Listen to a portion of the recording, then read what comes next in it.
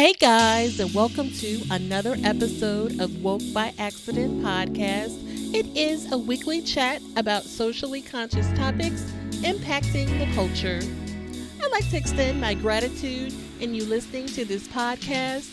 It means everything to me, and I hope it is clear that this subject matter is so important to me. I care about our people, our future, and making a positive change in this nation. This episode is powered by Poddex. Do you find it difficult to come up with content ideas for your podcast? Or perhaps you've gotten stuck during an interview with a guest where you just have nothing more to ask? Try Poddex today. Poddex is the best all-in-one podcast idea generation tool. You get everything from episode ideas to interesting conversation starters for interviews, engaging discussions for your live streams, and even social media content ideas. With this tool, you don't have to spend weeks trying to come up with content for an episode or unique questions for your guests. Just shuffle the cards, pick one at random, hit the record button, and get started. Now you can make better content, have more fun while you're at it, and get your viral moment. All with Poddex. Head over to poddex.com and use code C4C. Hey guys, and welcome to another episode of Woke by Accident podcast. Today we have a special guest, author and screenwriter James Rodman from New Jersey. James is the author of My Butterfly, which we're going to discuss today. James was inspired by Maya Angelou and James Baldwin. He is currently working on the screenplay and another book and play project for 2022. I'm glad to have James on to share his story with the listeners today. His story is very thought-provoking, and I especially enjoy the arts, and I especially appreciate those who step out on faith to make their dreams a reality. So I'm definitely glad to welcome James to the show. Welcome to the show, James. Hello, Jen. Thank you for having me. Yes, definitely. And so, we're here to talk about My Butterfly. Glad to have met you virtually here and want to have the book digging in, and we'll be finishing it really soon here. And I want to share with others, so we want to let people know about the book and your journey, and those who may want to get in writing their story, because this is a story based on your life, right? Okay. Right. Yeah. Well, it was definitely inspired by the things that happened in my life, the events that I was going through, learning about love and relationships since childhood, watching marriages, older people in my family. You know, you watch a lot of things as you're a kid coming up, and you materialize what you want from a relationship from the experiences you have as a child growing up. So I really felt it was necessary to write the book, because a lot of men, you know, we don't get the credit for wanting to be in love like women. You know, we want to be in love just like women do. Okay. We just express it a little differently. So I said, let me write it from my perspective and the things that I went through, you know, and my engagement on TV, et cetera, and all that. So I wanted to just, you know, give my rendition of what I felt love was about. Awesome. And so what do you want, you've kind of touched it there, but what do you want the reader to take from this love story?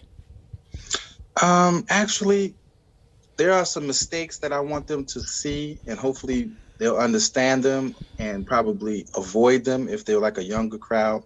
Mm-hmm. Some mistakes I made coming along, you know, as an adult or growing into being a grown man.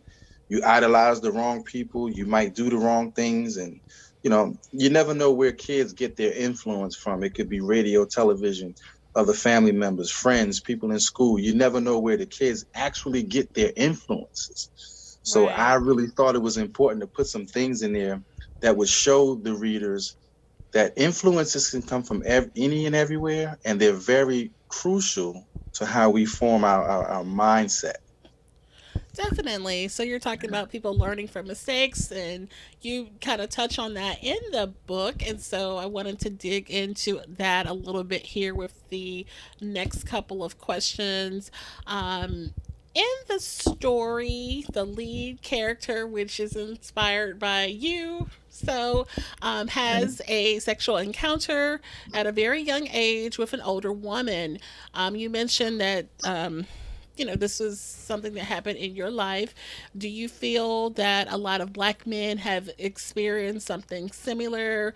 At what point did you realize that, this was not, a normal scenario or like someone taking advantage of you? Well, actually, at the time it happened, I was 11. I thought I was actually doing something. I thought it was me. I thought I was in charge of the actions that were going on. But because she's the adult and I was the child in the situation, she was responsible and she was in control the entire time. I Mm-hmm. really didn't understand it to be molestation in a sense because I thought I was initiating, I thought I was making it happen. But once I became a parent later on in life, I realized how important it was for her as an adult to straighten that situation out. And she didn't. She let the situation happen. And a lot of women, you asked about black men in that experience. A lot of men have gone through that and Mm-hmm. probably keep it to themselves like I did for so many years. And it happens, it happens. And it's worse when it's actually, I'm not going to say worse, but when it's a young lady and it's an older male, it's worse in my mind because when I told my story, I started talking to people and they started coming to me with their stories, and the women have Mm-hmm. stories that were heartbreaking. I mean, Yes. so many girls have so many stories about the uncle, the next door neighbor, and some of them were even the father. It bring you to tears to know that the stuff that people go through in their families and inside the closed doors. So I'm glad I exposed it in my book about myself. Mm-hmm. I didn't expose the woman because, like I said, I didn't want the legalities to come back and get me. But I definitely put that in the book to try to help someone else who may understand that situation. Right. And I want to get your take about what you thought about other black men going through something similar. There's been a few celebrities that have touched on it.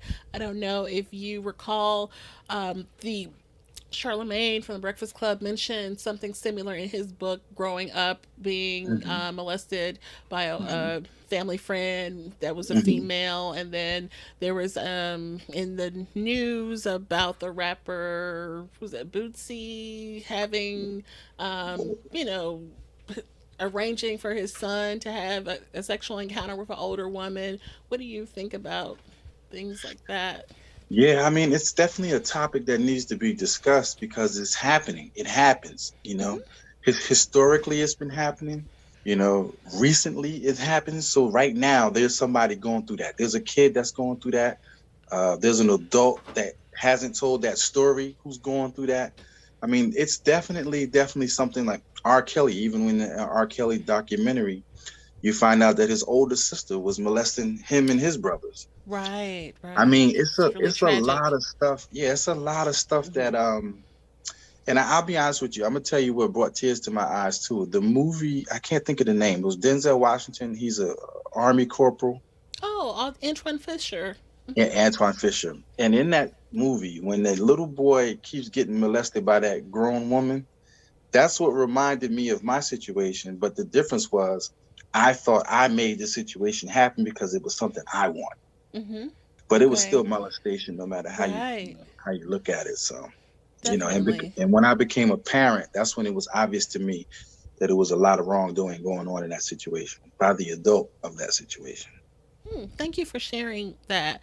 And then also in the story, you describe an incident where you were involved in a domestic violence exchange. Mhm. You acknowledge that it being a mistake right away in the story. What do you think triggered you in this way? And what did you learn from that moment? Well, that was the part when I discussed earlier about a kid idolizing the wrong person coming up, and you never know where those influences come from. So when I was a kid, I had an uncle who he would hit his girlfriends, and because I Okay. was always hanging with him and I idolized him, I thought that that was normal. So if they get out of line, you hit them. No one was there to tell me like, don't do that. No one really. I guess they didn't think it was necessary to show me the differences between what he was doing and what was proper. So I grew up thinking that, you swing first, because I had girlfriends that would swing first. So I wasn't the only one that was in that mentality. It's where we grew up. Everybody wanted to fight. The kids wanted to fight. The girls wanted to fight. The boys wanted to fight. So it was like became a normal thing when it's actually such an abnormal thing. Okay. And what happened with me and my relationship, we had an abusive relationship that was misguided by the words of love. Like, Mm-hmm. if I didn't hit her, she didn't think I loved her. She would be like, you didn't get upset. You weren't jealous, so you don't love me.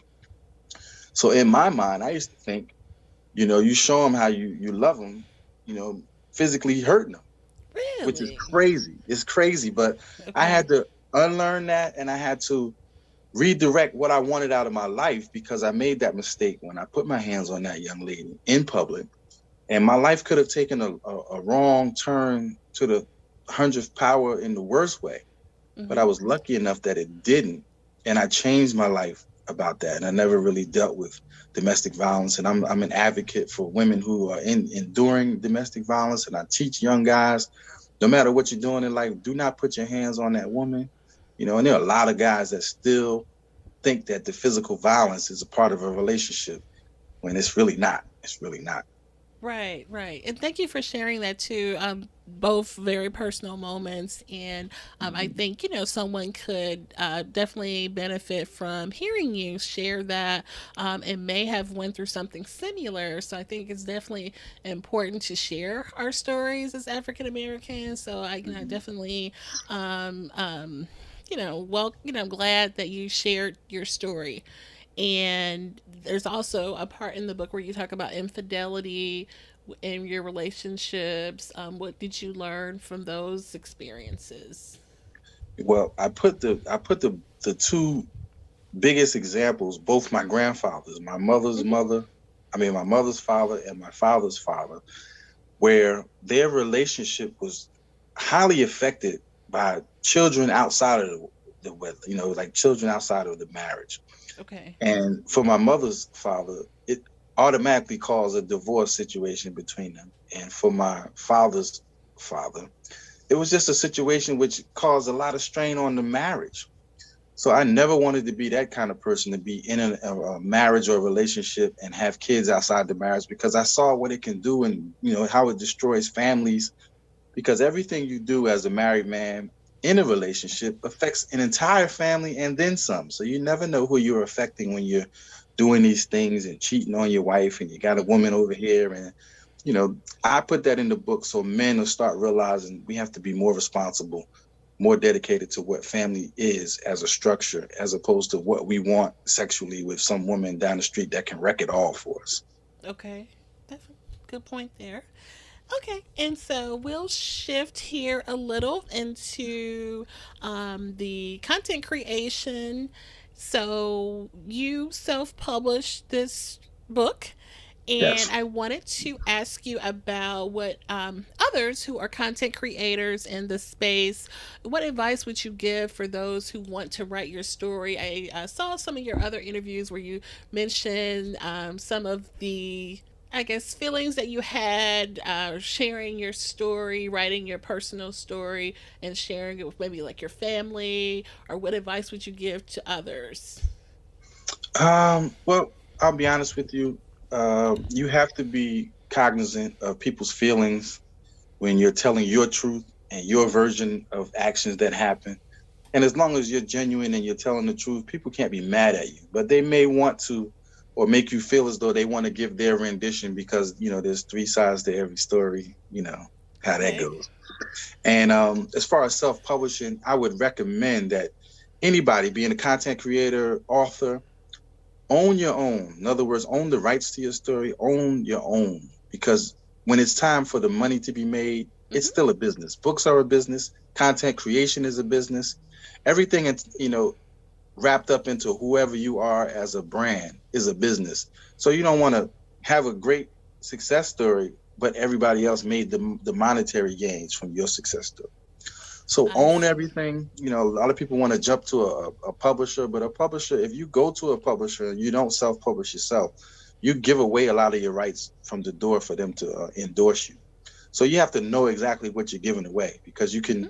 you can give away your movie rights in your deal. You know, your deal may be a cheap deal, $2,500, $3,000 deal, but you gave away Mm, your movie rights.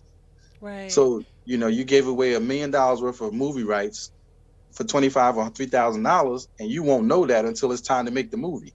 They'll have you given credit for it all, but then when the money gets paid out, it goes straight to your publisher. So it's So you have to be definitely careful. You have to be careful. worth it, you would say, to own and go the self publishing route or independent Um, route, right? Independent, yeah, I would, because that's what I did, and I'm up to about 7,500 copies right now, and doing well with my book, and still pushing. I'll be happy when I get to 20,000 copies.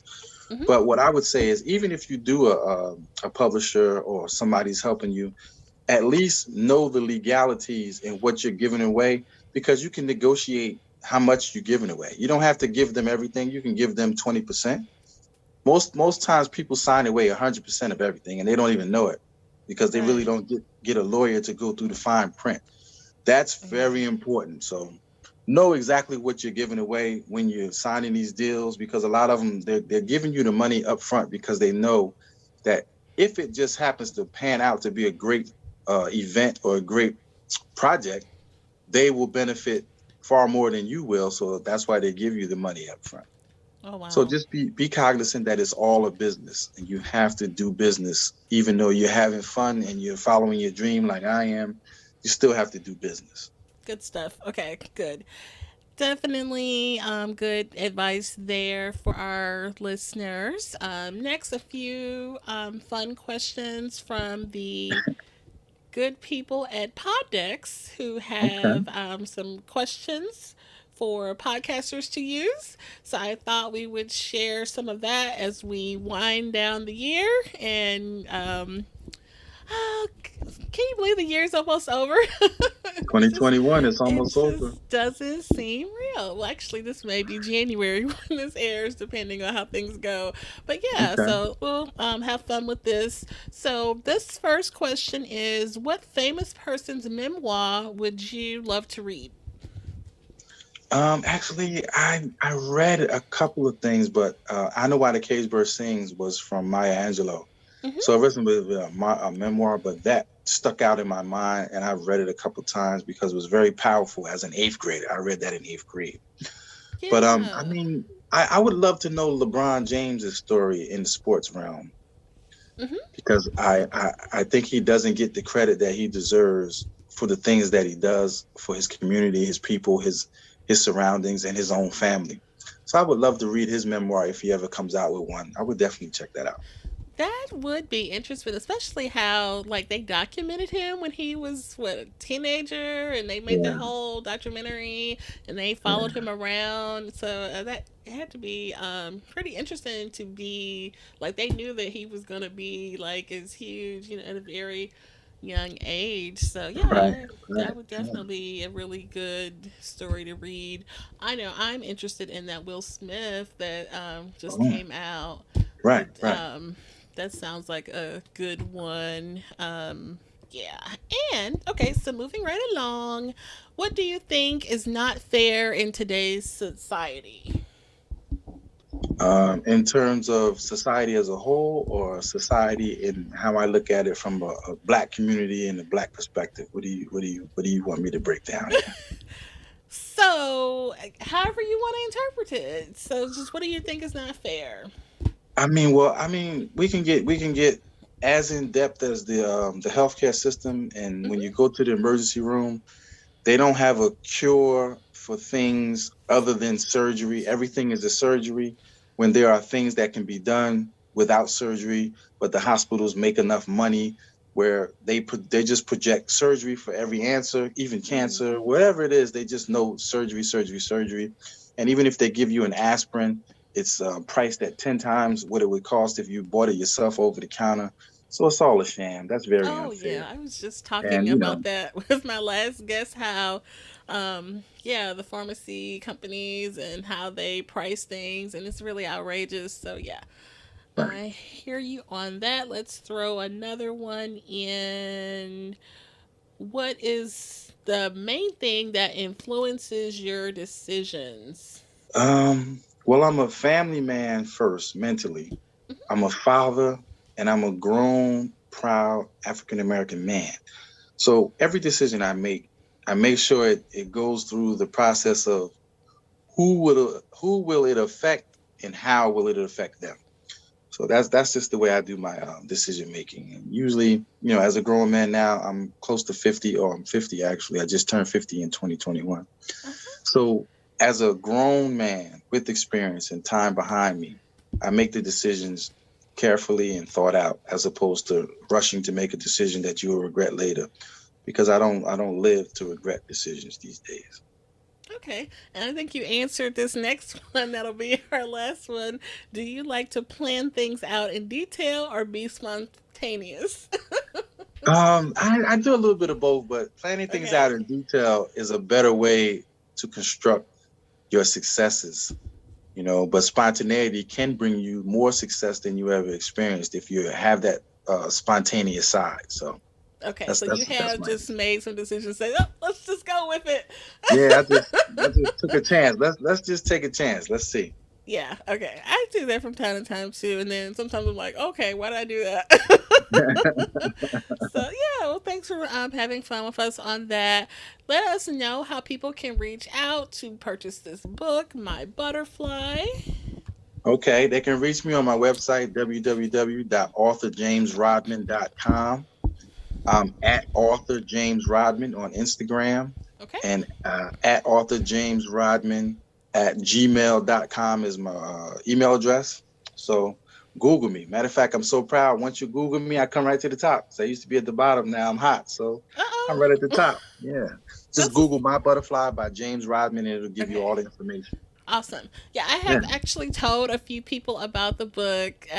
So yeah, so your Google has been hit. Okay. All I've told right. some people about it. So yeah, I will have those links posted, guys, so we can support this brother. I really, believe in what you're doing, and I appreciate the work. And I love what you're doing, and trust me, you're very, very influential. And 2022 blessings are gonna come left and right. I pray Thank for it. you for saying that. I appreciate that. From your ears to from your lips to God's ears, right? So, Yeah, yeah. yeah. Anything else to share? I just want everybody to realize that this thing goes by fast. So even if Hmm. you make it to 50 years or older, it goes by fast in the scheme of when you sit back and look at your past. So enjoy every day, every minute, every hour. Enjoy it. Awesome. Well, thank you so much for coming through Woke by Accident podcast, and you're welcome here anytime. And we hope Okay. for the best with everything you're doing. Thank you, Jen. I appreciate you, and God bless. Thank you, and thank you guys for listening. This episode is powered by Poddex. Poddex are unique interview questions and episode starting prompts in the palm of your hand. So whether you're a new podcaster or an existing broadcaster looking to take your interviews and podcast episodes to the next level, you're going to want to check out Poddex. Visit poddex.com to get your Poddex today. At this time, we're going to go ahead and conclude the episode. We greatly appreciate you listening. We invite you to follow us on social media. On Instagram, it is Woke by Accident Podcast. On Twitter, it is Woke by. On Facebook, it is Woke by Accident Podcast. We also have the new website up, www.wokebyaccident.net. Please check us out, and also follow us on all of your favorite streaming platforms, and please leave a review and share feedback. You can also reach out by Gmail, wokebyaccident@gmail.com. And every time you listen, we appreciate it so much. Thank you for listening, and take care.